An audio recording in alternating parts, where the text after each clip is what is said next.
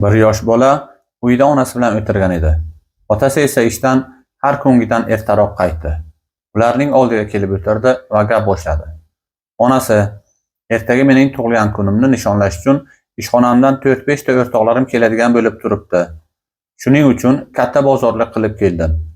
Sen esa ertagacha uylarni tartibga sol va ertaga tansiq taomlardan tayyorlab qo'y.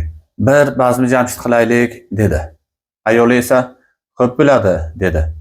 Ularning gaplarini eshitib turgan bolakay otasiga qarab, "Otajon, do'stlaringizga ziyofat berasizmi?" deb qoldi. Otasi, "Ha, bolam, shunday", dedi. Bolakay gapida davom etdi. "Sizlar yeysizlar, ichasizlar, mast bo'lasizlar, o'yin kulgi qilasizlar, shundaymi?" deb so'radi. Otasi, "Ha, bolam, nega so'rayapsan?" dedi. Bola, "Men ham sizdek katta bo'lsam, siz kabi o'rtoqlarim bilan ziyofatxo'rlik qilaman, ichaman. Agar meni ko'yiydigan bo'lsangiz, sizni urishib beraman, jerkib tashlayman. Shunday qilsam to'g'ri bo'ladi. Shunaqami?" dedi. Bu gaplarni eshitgan otasining kapalagi uchdi va "Nega bunaqa deyapsan, jon bolam?" deb so'radi.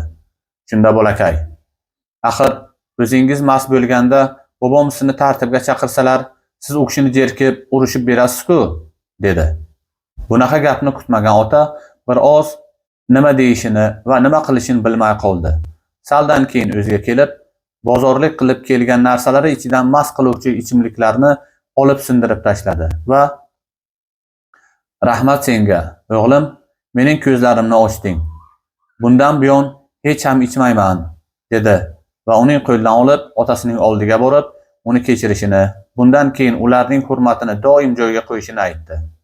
Darhaqiqat, qush uyasida ko'rganini qiladi deb bejizga aytishmagan. Qolgan fikrlaringizni izohlarda kutib qolamiz. Xayr, salomat bo'linglar.